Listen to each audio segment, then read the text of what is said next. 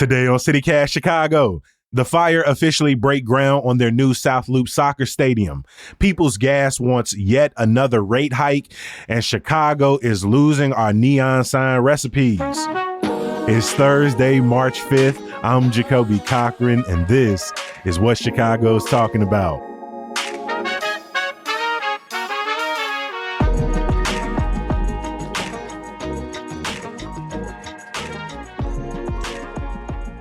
I am joined today yet again by our executive producer, Simone Alisea. This might be a record for us, Simone, like 3 days in a row, me and you going back and forth. Especially, we've been doing this 5 years.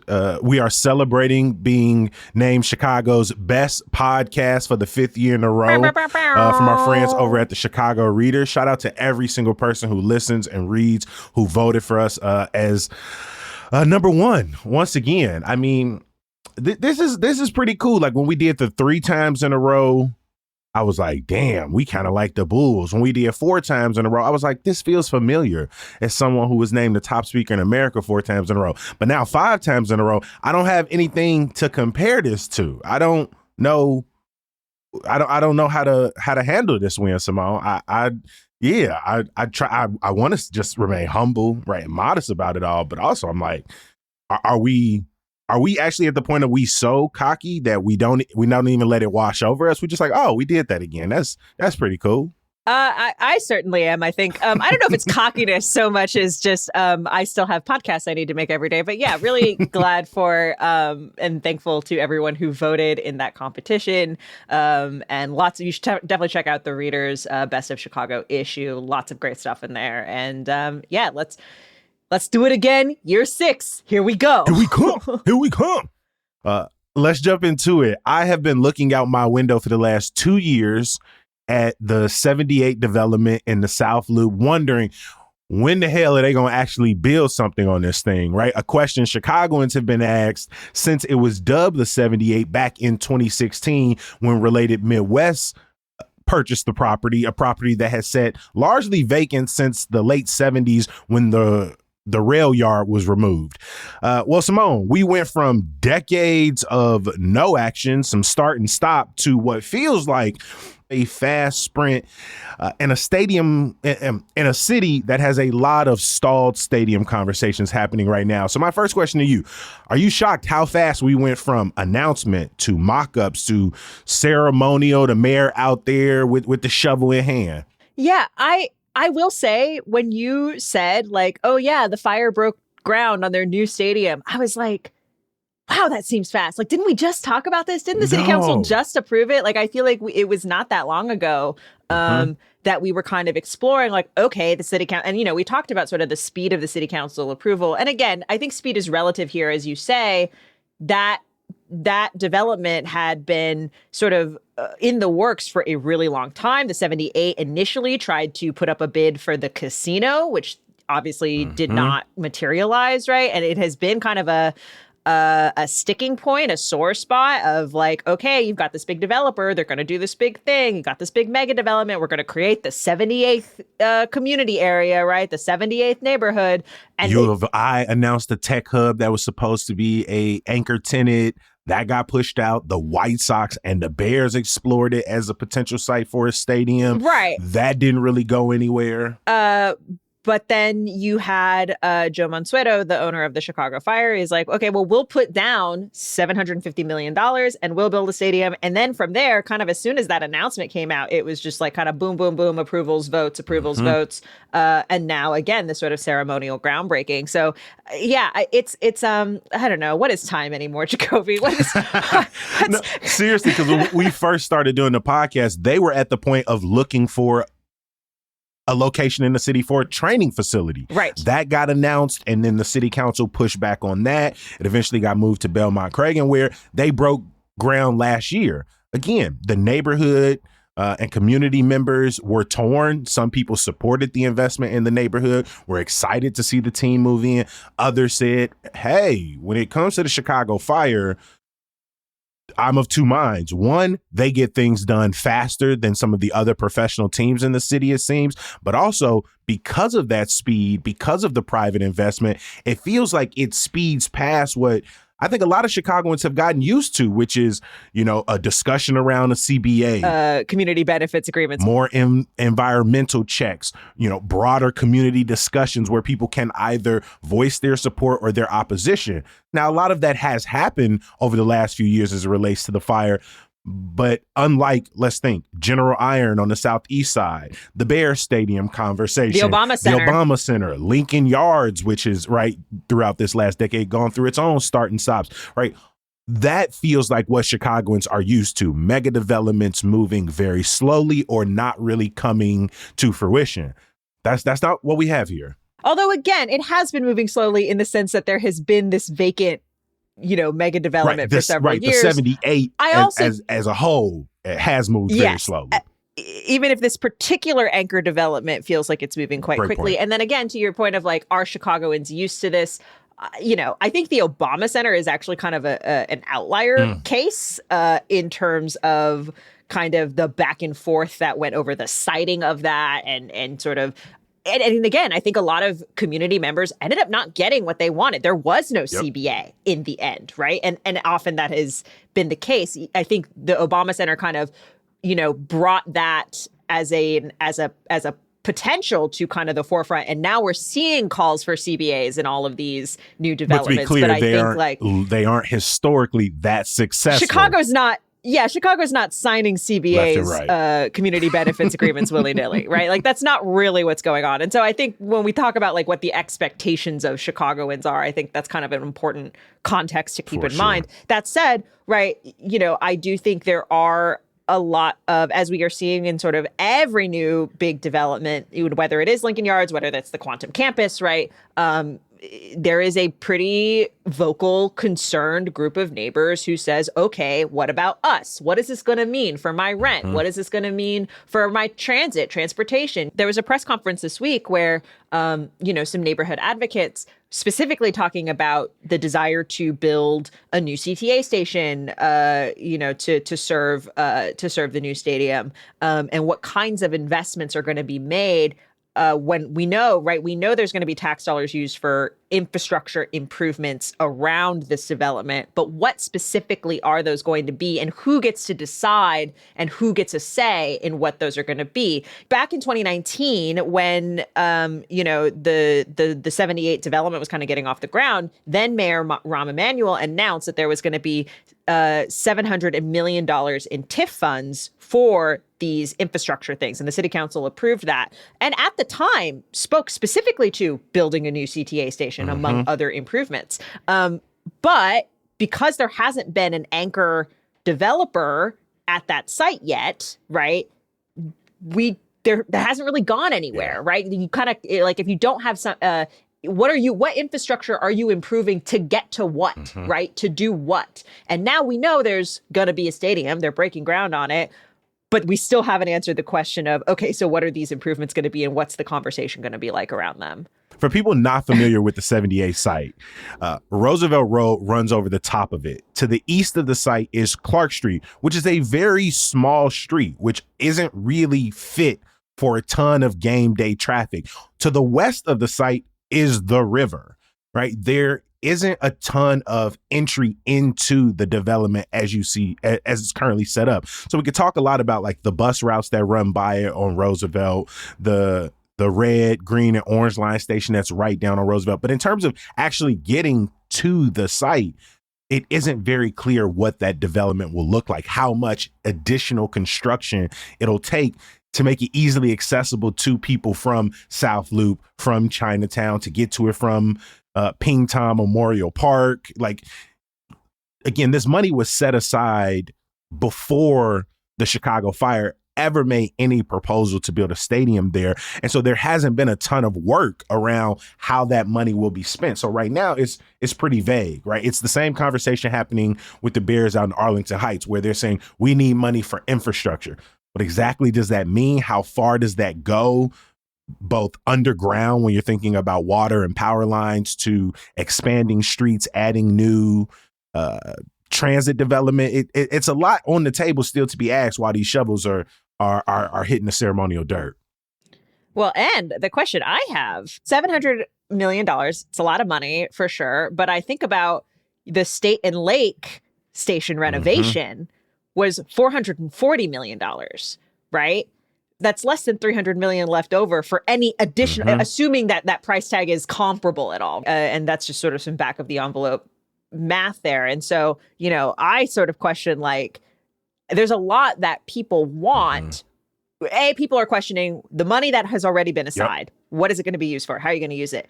But then I think secondarily, it's like, is that money going to be able to fund all the things that people want? And at what timeline? I have no idea. This is going to be certainly under debate. And this money, that TIF money, that stuff is all going to be, we're going to see that play out in city council over the next, few years or so. And I think even beyond, like, you know, once the Chicago Fire finish their stadium, this debate is going to be ongoing because, again, the stadium is kind of one part of it. But these additional improvements and again, other developments that may go on around it, right? Much like the 1901 project around United Center, right? That project, right, is not even about the stadium itself, but it's about the sort of surrounding area. You know, the same thing with the quantum campus. It's not just like, oh, we're going to build this big computer. Like it's, oh, there's going to be, maybe there's a hospital or, you know, they're housing. Right? There's other the initial tenants who are coming in. The initial anchor tenants who are coming in, there's all of the surrounding infrastructure on the site. It's the thought about all of the development right off of the site. Which again is a double-edged sword. On the one hand, yeah, it would be great to have more housing, a hospital, additional local businesses, right? Like that is all good stuff. It's good for cities to have that and to have opportunities to develop that. The question is, how accessible is it going to be to the people who already live there, both in sort of a physical, literal sense of will the roads get you there, and then in sort of the affordability sense. How is this going to impact our rising costs? And so, the community members who have come out, who represent Chinatown, who represent parts of South Loop, the near South Side, really have a lot of questions to ask about, like, the priority of this money, because so much of the optimism around this has compared it to other stadium developments, where right now it feels like the White Sox have played the city against Nashville at different points in the conversation. The Bears have played Chicago against Northwest Indiana, against Arlington Heights, and the Fire are largely breezing through under this idea that, hey, the owner is paying for it. This is private money. This isn't going to hurt the city. And look how fast things are moving. This is much more efficient. They're working with the city council. But when you're talking about TIF funds that are about equal to the amount of money the team wants to invest, I think we need to be having a much broader conversation. Is $700 million, which, to your point, Simone, may not cover all of the things that are necessary to make this site accessible, but also all of that money is going to go simply to making the 78 and the Chicago Fire Stadium more accessible, more attractive to visitors. And when we're in, like, how many years have we been in these taxing budget conversations? Like, the city is running out of money. We don't have enough. What are we going to do? I think I'm very shocked that the scrutiny hasn't slowed this process down since the Fire's announcement. And seemingly anyway, it doesn't feel like the city council has put the pause on anything. They approved it pretty quickly. The mayor got out there with the shovels pretty quickly. Remediation is moving pretty fast. And again, I think because the site was already 100%. Slated for development, right? They were looking for the tenant. That's the biggest thing to keep in mind. Is it and like when we think about things moving quickly, it's unlike the Obama Center or the Quantum Campus, where it's like, hey, we're going to put this new thing here and we think we found a site for it. The site was there. The location was there. It was ready for development. It was primed for redevelopment. Now we have the tenant. 100%. And again, when we bring up things like Lincoln Yards, it's not as if community pushback is what slowed that down. No, it's financial issues primarily. And so they have been looking for a location for their stadium, far back as, 2020, 2021. But from the moment they announced that they launched the 78, which was the first week of June last year, to now, like when you just shrink it down to that time, pretty wild how fast they went from mock-ups to ceremonial shovels. The idea that they will have potentially built a practice facility and a stadium all in this decade. But I also think that speaks to the nature, like the difference between the MLS and the NFL, for example, right? The Chicago Bears is one of the oldest franchises in the entire league. I also think when you put it in conversation with the fact that they've only been here since 1997, it kind of feels like, well, everybody else got to go through multiple stadiums at this point. The White Sox have moved across the street. The Bulls have moved across the street. We will drop links in our show notes so people can read more about both the support and opposition coming out of the surrounding neighborhoods.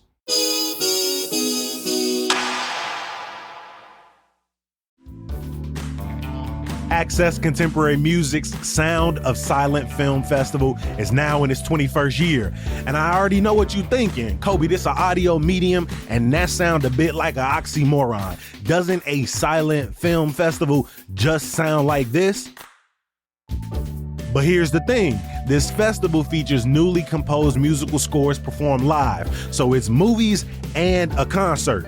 These silent films were selected from more than 100 submissions to an international call, and they span comedy, drama, experimental, and beyond. Plus, they short. Each one is only about 2 to 15 minutes long. And to top it all off, the festival is at none other than the Music Box Theater, one of my favorite spots in the city and a beautiful setting for this kind of event. The Sound of Silent Film Festival is happening Wednesday, April 8th at 7:30 p.m. Tickets are available at acmusic.org.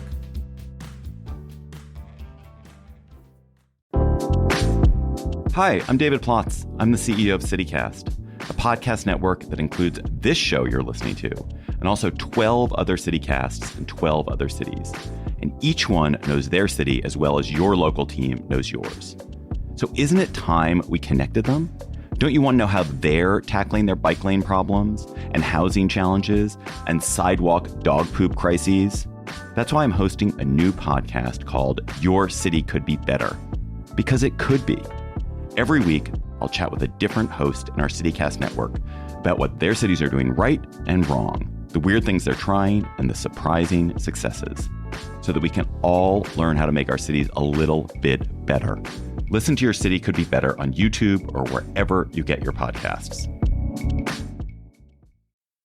To another $100 million story, Simone, People's Gas is hoping to get a rate hike approval to the sum of $202 million, which I think will impact us at about like $130 added to our bill over the year, which for somebody who's already paying $300+ a month, it sounds absolutely terrible. But I think what I'm interested in is, how does this work? Because right now, folks are asking city council to step in, but they don't really have any authority here. So how do these rate hikes come down? No, they have basically no authority. Right. So this came up, as you said, because there was a hearing at City Hall, I think a committee on environmental issues. And there were people who were sort of asking like, hey, you should, City Council, Chicago City Council, please sign a resolution to oppose these rate hikes. But it would be pretty symbolic, because the people who end up deciding rate hikes, and not just for People's Gas, but also for ComEd, all our other utilities, is the Illinois Commerce Commission. And that is an appointed body that that is essentially the regulatory body for our utilities. And they consider every rate hike and various other looking into how these bodies operate, right? And I think this People's Gas, they're looking for a rate hike to replace aging pipes. This was a state mandate. They need to replace their aging pipes, but they are sort of they're already over budget, and they are running behind schedule. But they say they need more money to even get to where they're supposed to be. I think for, the average Chicagoan, at the end of the day, like, people are struggling to pay so many bills, whether that's rent, whether that's utilities. We've talked about water debt. We've talked about, other kinds of debt that people end up in. And this is sort of one of those things that, like, the Illinois Commerce Commission is one of these sort of obscure bodies that, like, if you're not following every single update, all of a sudden you look down, your bill's gone up by who knows how much, and you're like, what on earth happened? What is going on here? And it can be difficult to kind of like track down exactly how the decision got made. Yeah, you talk about people being behind on bills. Estimates say that maybe more than 145,000 Chicago households were at least 30 days behind on their gas bill in January alone. We've covered a few of these, whether it was ComEd or People's Gas going to the city and state looking for these rate increases.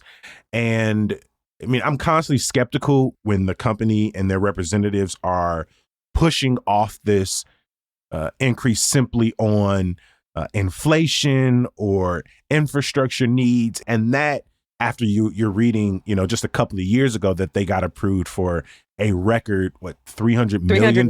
Yeah. Yeah, $300 million increase. The concern is that where's y'all long-term forecasting? Like, where are y'all showing y'all math? How are we 3 years removed? And you essentially need about this, almost, 66% of what you just asked for to a total of $500 million across 5 years. When your revenue is the company's revenue grew eightfold to nearly $10 billion between 2024 and 2025. Profits are up to $1.6 billion over last year. That the math ain't mathing over here. I think there's probably a mix of things, right? Like, I actually think there are real costs, right, that these utilities are dealing with. And right, the other thing for sure. Look at the lead pipes. We know that the cost to actually start delivering when you're talking about underground capital projects, we know that that's expensive. Well, capital projects, I think, there are what I would put under the bucket of market forces, like the rise of data centers and electricity usage by them, right? And again, some of that is projected, forecasted, but some of that is increased load that is already starting to occur, right? If you are really interested in like getting into the nitty gritty of like the business of utilities and also like lowering your bill and like some of the advocacy going on in Springfield, I highly recommend getting involved with the Citizens Utility Board. They cover this stuff with such depth, and they are doing so much work, and they're kind of I would say the premier like authority on consumer protection when it comes to your utilities. I get their emails a lot, and sometimes it's a lot, but also like I kind of appreciate that they're going in with that much depth. In December, they put out sort of like what the biggest sort of things that are reasons your utility bills are going to go up in 2026. And they have like a list of things. They talk about the data center energy demand. They talk about alternative supplier deals. This is kind of a weird, wonky thing in Illinois where like you can choose like alternative suppliers. So like the utility is one thing, but like where you actually get the gas and electricity from, it's weird, it's wonky, it's almost always not a good deal. They talk about like inefficient homes. So like they talk a lot about needing green energy and green solutions, right? But they also talk about, what they call rate hike hungry utilities, right? Where and they talk about these like delivery fees, right, that we see on our bills in ComEd, and sort of like to what degree are those fees genuinely covering higher costs, and to what degree is it a profit motive? And so I highly recommend looking through this if you're like really interested in kind of the different factors that go into rate hikes across our utilities. So this goes for water, gas, electricity, et cetera, because there is a lot going on. And I think it's, again, as a consumer at the end of the day, all you want to know is, why is my bill so high? How can I make it less? And they also have resources for that too, of like kind of, again, it might take some work. You might have to be on the phone with some people or do some calls, but like they have sort of actionable ways you can lower your bills. Yeah.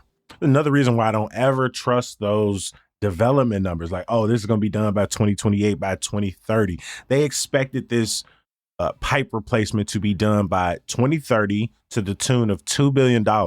Already has cost $3.3 billion, and they've only replaced half of the overall mileage of pipes that they're expected to replace over the next decade. Now they're saying it may take until 2035. They don't have any updated cost estimate, and they're to keep in track with their guidelines, they're supposed to be replacing about 100 miles of pipes every year. They're doing about 60, and they're slated to pick back up in 10 neighborhoods this month. And so in addition to people seeing the construction in their neighborhoods, seeing the price increases on their bills, they're also likely to see this linger years and maybe even a decade after the initial expected completion date. And so, again, I know we've had a ton going on, right? Federal funding cuts, budget constraints, panorama, and all of the recovery time it's taken from there. But again, it feels that they are going back to the well pretty often. And because it is so convoluted for most of us, that we just look up, the bills are higher, but everything else is higher, profit margins, revenue. And so, again, I remain highly skeptical of how much of this is necessary for infrastructure development, how much of this is simply passing off the cost to the consumer, knowing that most of us will just suck it up because we don't want our lights to go out.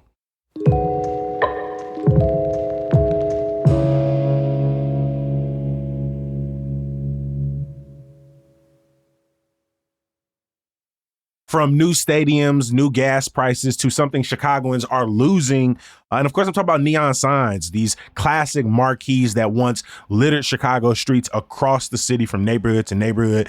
Just yesterday, Simone, we were talking about iconic Southside Cleaners, Pride Cleaners, closing its doors, no new owner in sight for the cleaners that's been around for the better part of 70 years. And a lot of people are wondering not only what is going to happen to the future of the business, but the future of the iconic building with its slanted concrete roof and glass base, but also its multicolored sign, which, like the entire building, has seen better days and better decades, but still remains a symbol of not only a time in which we were doing it up with designing local businesses, these sort of standout signs, but also is a pretty bleak reminder that the death of the neon sign feels like a death of 1,000 cuts. The signs start disappearing back in the 60s and 70s, and now so much of our attention is around preservation, given a lot of the businesses that still have these signs. Right. There's no guarantee that they'll remain under even the current ownership, but under new ownership if they move hands or if they close down. This is my thing, Jacoby, is I actually think, like, you know, of course, like, yes, these signs are in danger, as you've kind of alluded to. It is becoming harder, not just when we talk about like changes in ownership and sort of what happens to these buildings, but like quite literally when it comes to true neon signs. The people who can actually maintain these are fewer and far in between. It's sort of a kind of a lost art. A trade that was very much censored or had good standing in Chicago. A lot of people travel to Chicago to learn how to make these, kind of spread this across the country. It's a whole culture and history. But that said, I will say, as somebody who moved here, I am really impressed by how many are still up and how many you can still see. And kind of in places that you wouldn't expect. Like, you know, I think one that gets brought up a lot is the Chicago Theater marquee right downtown in the Loop. And obviously so iconic, so beautiful. It you know, if you haven't made it the backdrop of a picture you've taken, do you even live here? Like, you know what I mean? Like, it's perfect. It's beautiful. But what I love in Chicago is you can kind of be just like walking around and then run into a Margie's Candies. You can just kind of run into Roser's Bakery. You know what I mean? Like, they're kind of just everywhere. And like, that is something I think we talk a lot about the loss. And of course, like, that is certainly sad, but I don't know, like, let's like appreciate what we have while we have it too. To your point, they have been not only going out of style, or you see less and less pop up since the 60s and 70s, like the legislation around maintaining them, getting a permit to put one up, like you say, the artisans who can make them are far and few between. And so, you know, this has been something that has been dwindling throughout my life. These signs have been disappearing. But ones like Fox's Beverly Pizza and Pub, like that sign, that's one that, like you said, I just drove past it one day, had never seen it before, and was just like, God damn, this is gorgeous.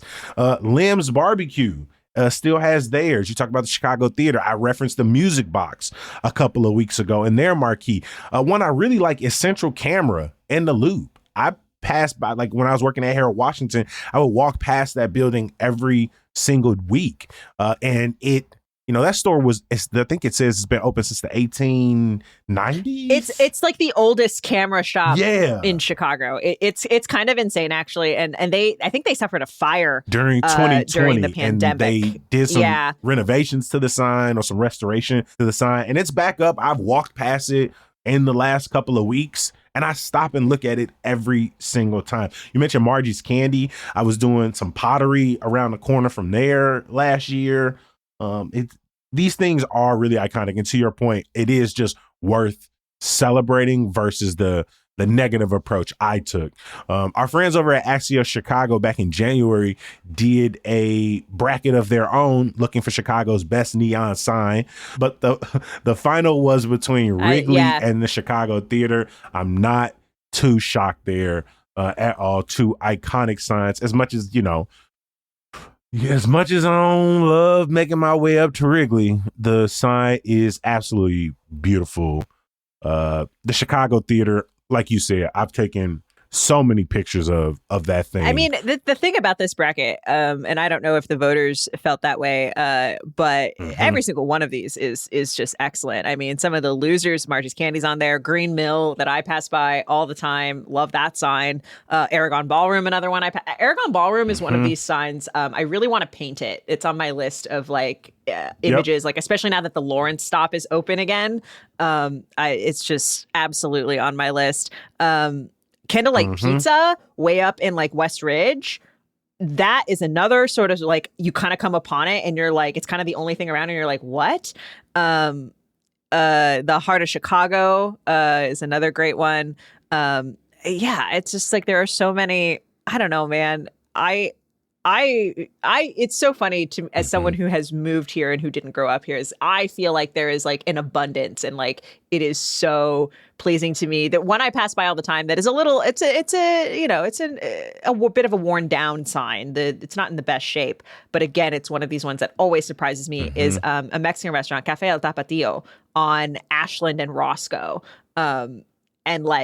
Again, it just kind of comes out of nowhere and it's this cool sign. And especially when it's lit up, and who would know? Who would think that there is, it's stuff that is just not reserved for these big theater marquees, right? Downtown in the downtown theater district. They are literally everywhere. I was going to say, though, I was shocked that they didn't include the Cadillac Palace, the Nederlander. Those are gorgeous signs. Shout out to the Allerton Hotel. But I do wonder, to what degree we're differentiating just signs that light up versus true neon signs, because I do think there is a difference. There's a sign museum, and actually, if you follow us on social media, follow us on Instagram and TikTok, our social media manager, Rick Hometh, is going to be doing a video about Chicago signs with people who know better than we do. So maybe they will be able to explain a little more about what's going on there, and you can actually see some of these iconic signs. Yeah, I think after reading these stories, after talking about pride cleaners, this is one of those things that I think anytime I come across one in the city,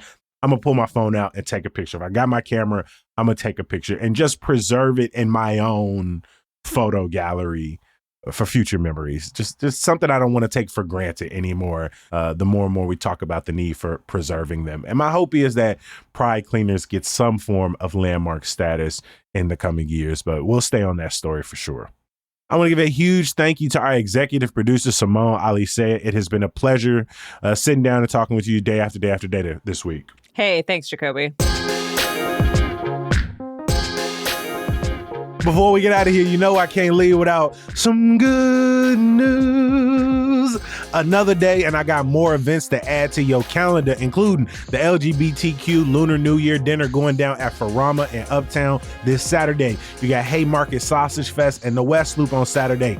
Ice skating at Maggie Daly Park ends this Sunday. I know March 8th, your last day until the winter season rolls back around at the end of the year. And then a couple film festivals to put on your radar as the 27th annual Chicago Irish Film Festival wraps up their virtual offerings this Sunday. Tickets for the 25th annual Chicago Palestine Film Festival goes on sale on Monday. I'll drop links for all of these in our show notes.